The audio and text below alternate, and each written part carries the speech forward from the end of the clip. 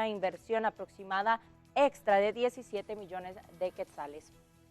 Si quiere conocer más información, en la portada departamental de Prensa Libre lo puede encontrar. Pasamos a la información y le comentamos que al menos 99 reos de la cárcel de Puerto Barrios en Izabal fueron trasladados a otras prisiones para poder evitar que continúen estos enfrentamientos en este centro de reclusión. Esto lo hicieron tras los incidentes que se registraron en el último día del 2015 y que en el 2016 dejaron evidencias de un mortal enfrentamiento, dejando 8 reos fallecidos y más de 20 heridos. Horas del 2015 y durante las primeras del 2016 en la cárcel de Puerto Barrios, donde una riña entre reos del sector 2 y 3 provocó una serie de disturbios, los cuales originaron un amotinamiento. La lucha para ejercer control entre sectores provocó que los reos asesinaran a 8 internos, de los cuales 2 fueron decapitados, 2 calcinados y los otros 4 asesinados con saña. La ministra de Gobernación, Eunice Mendizábal, indicó que las fuerzas de seguridad accionaron en base a la ley y evitaron una posible fuga que se fraguaba por parte de los reclusos. Tenemos el conocimiento de 8 personas fallecidas, más de 20 personas heridas. De estas, pues únicamente 9 entiendo que están hospitalizadas. Este es un centro de detención preventivo en el cual pues al día de ayer habían albergado aproximadamente 987 personas. Es un centro de detención con capacidad para 400 privados de libertad únicamente, y teníamos una presencia de 62 guardias penitenciarios. Se evitó la fuga de otros privados de libertad, se evitó que realmente esta violencia se trasladara hacia los otros sectores, pues que se abrieron una serie de boquetes, y esto pues de alguna manera fue controlado por la Guardia Penitenciaria con apoyo de la Policía Nacional Civil y con apoyo del Ejército en el área perimetral. La calma regresó al centro penal, pero vecinos de Puerto Barrios viven con temor, ya que la cárcel no tiene las condiciones adecuadas y está en medio de la ciudad. Seguiremos recorriendo otras noticias de los departamentos más adelante en VLM Noticias. Lo que ocurre en los departamentos, pero María René también tiene algunas otras noticias importantes que compartir con nosotros a esta hora, así que María René, contigo y estos datos. Adelante con la información. Claro que sí, Ricardo, tenemos que repasar otra información esta mañana y tiene que ver con lo que está haciendo Brasil para prepararse en los Juegos Olímpicos de este 2016. Ya faltan pocos meses, pero ahora están enfrentando un tema sanitario que los tiene muy preocupados, y es que dicen están tratando de combatir al mosquito que transmite el dengue, el chikungunya y también el Zika. ¿Cómo lo están haciendo? Bueno, le presentamos el reporte a continuación. La epidemia de dengue no da tregua en Brasil. Para enfrentarla, los servicios sanitarios de Río organizan acciones de lucha contra el mosquito vector de la enfermedad, el Aedes aegypti, en toda la ciudad. Buscan sensibilizar a la población sobre los métodos contra el insecto, pero también eliminan los lugares donde este puede propagarse. Aquí hay gente que viene y arroja basura, los vecinos también, y con la lluvia así es como nacen los hogares para los mosquitos.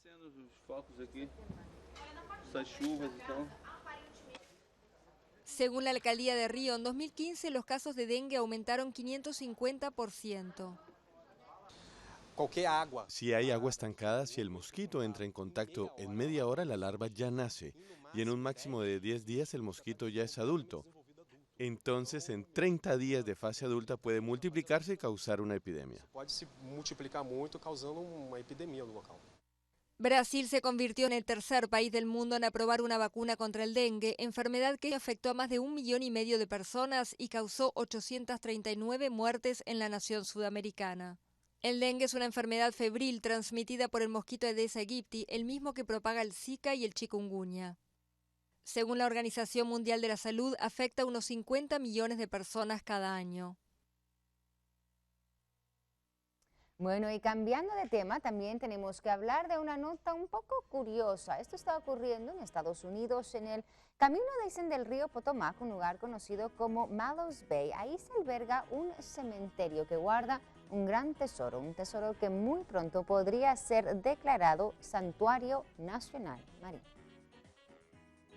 En una tranquila bahía ubicada a medio camino del río Potomac está Mallows Bay, un cementerio de casi 200 buques de la Primera Guerra Mundial. Don conoce la bahía mejor que nadie. Cada vez que recorre el lugar con su canoa, recuerda por qué sigue volviendo. Aquí tenemos un laboratorio en donde hacemos pruebas e investigaciones y traemos a los turistas para ver la historia en carne propia. Estos esqueletos de madera son los remanentes de una flota inútil puesta al servicio de Estados Unidos en 1917 tras ingresar a la Primera Guerra Mundial. Pero cuando Alemania se rindió, ninguno de estos barcos había cruzado el Atlántico. Una investigación reveló que los navíos estaban mal diseñados y que era demasiado caro mantenerlos. Así que una compañía local los compró para usar sus partes y utilizarlos como transporte a la bahía. Pero la firma quebró en 1931 tras la Gran Depresión y con el tiempo los buques fueron abandonados a su suerte y descomposición en Mallows Bay. Hoy esta flota putrefacta representa el mayor grupo de embarcaciones históricas en el hemisferio occidental. Es bastante irónico que estos barcos que participarían en una guerra de destrucción masiva sean ahora reclamados por la naturaleza. Estos restos tienen también un valor medioambiental, ya que actúan como mini ecosistemas en la bahía. Ya sea un águila pescadora que construye su nido, o una lubina rayada que llega para sobrevivir, o una ostra que se aferra, los barcos proporcionan una infraestructura para la supervivencia de la vida. En 2014, la Administración Nacional Oceánica de Estados Unidos anunció su intención de declarar Mallows Bay Santuario Nacional Marino, algo que está actualmente en proceso de evaluación. Se trata de la protección de estas áreas para las futuras generaciones y de promover la sostenibilidad de las comunidades vinculadas a los recursos naturales y patrimoniales de esta zona. Los residentes confían en que la designación los ponga en el mapa para poder convertirse en un atractivo ecoturístico. Pero Mallows Bay todavía tendrá que esperar para ser un santuario marino. La propuesta aún debe ser revisada por el Congreso y el gobernador de Maryland, por lo que la declaración difícilmente llegue antes de 2017.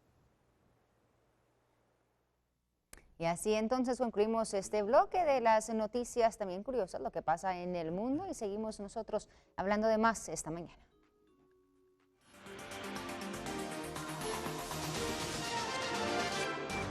Bueno, lo habíamos anticipado, más de 100.000 gestores en las aduanas del país podrían irse a paro, esto a raíz de las nuevas disposiciones de la Superintendencia de Administración Tributaria. ¿Cuáles serían los lugares más afectados? ¿De qué hablan estas nuevas disposiciones? Bueno, le preguntamos esta mañana a Walter Dardón, que es representante de gestores. Walter, bienvenido a BLM Noticias. Gracias por acompañarnos. Háblenos un poquito de esta realidad que se podría vivir, los motivos centrales por los que tomarían esta decisión de paro de labores. Cuéntenos, por favor, lo escuchamos. Muy buenos días. Sí, tenemos coordinado para el día de hoy un paro de labores, una medida pacífica, iniciando por Puerto Barrios, Santo Tomás de Castilla, Puerto Quetzal, y el día de hoy o mañana se estarán uniendo Aduana del Carmen, Tecumán, Pedro de Alvarado y otras aduanas. ¿Cuáles son los motivos centrales, Walter? Hablan de las disposiciones que podrían obviamente ser el motivo central de esta decisión de irse a paro. ¿Cuáles son justamente esas disposiciones? Háblenos del porqué de esta medida. Sí, nuestros clientes, que son los importadores, están muy molestos por los procedimientos aplicados por SAT, nuevos procedimientos aplicados que son tardíos, que son lentos, que son ineficientes, los cuales les causan a ellos grandes demoras, almacenajes y pagos de ajustes exorbitantes desde 100,000 hasta 200,000 quetzales por cada contenedor. ¿Cuánto tiempo podría durar esta situación? Aparte de eso, Sí. también están exigiendo a todos los gestores aduanales un gafete extendido por un agente aduanero, del cual nosotros no estamos de acuerdo, porque para poder tramitar siempre lo hemos hecho de la manera que lo hemos venido haciendo, y ahora para mover cualquier documento quieren que portemos un carnet, pero SAT tiene procedimientos también bastante burocráticos para entregarnos un gafete. Entonces, esta medida nosotros queremos platicar con ellos, dialogar con ellos. Ya les hicimos un escrito, ya les pedimos una audiencia, pero no nos han dado ninguna respuesta. ¿Cuánto tiempo estarían durando estas acciones, tomando en cuenta que usted dice que han solicitado respuestas concretas, no se les han dado? ¿Cuánto tiempo podría durar esta situación entonces, insistimos, de paro de labores por parte de los gestores? ¿Cuánto tiempo? Podría durar el tiempo que SAT se comunique con nosotros y nos conceda audiencia y tenga voluntad de solucionar la problemática que nos aqueja.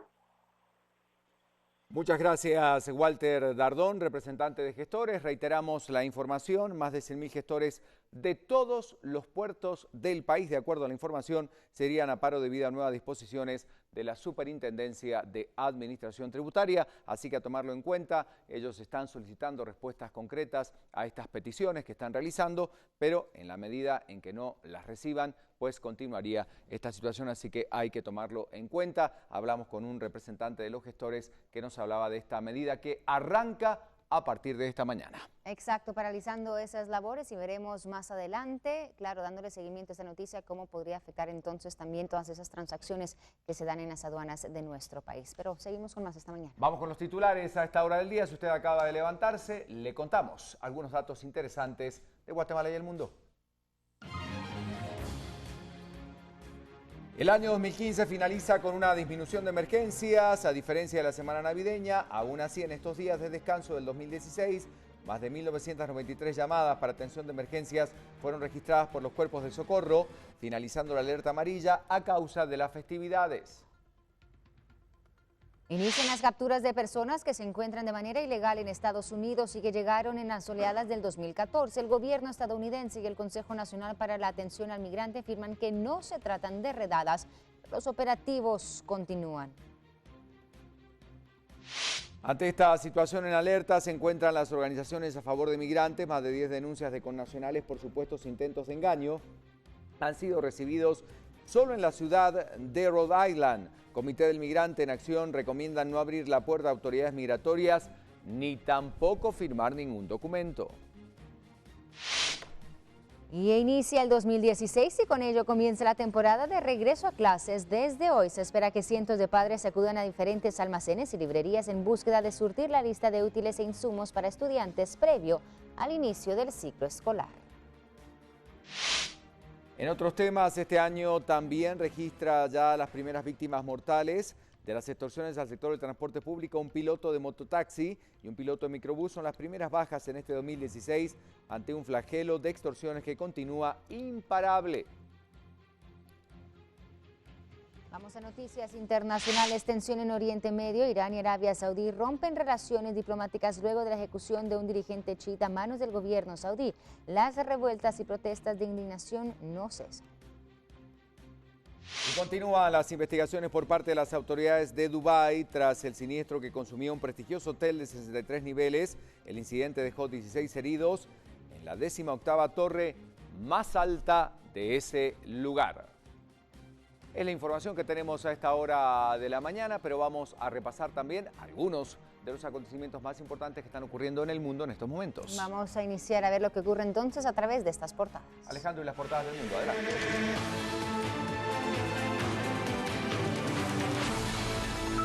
En efecto, compañeros, buenos días. Revisamos en primer plano lo que sucede con el país desde España, que está titulando varios temas importantes en esta jornada. Hoy lunes 4 de enero de 2016. El proyecto de Mas sucumbe ante la necesidad de nuevas elecciones. La CUP niega su apoyo al presidente y deja en el aire el proceso independentista. CDC no presentará candidato alternativo y ERC asegura que no abandonará el plan. Por su parte, Ciudadanos, PCC y PP ven una oportunidad para poner fin a la vía soberanista. En la fotografía central, Arabia Saudí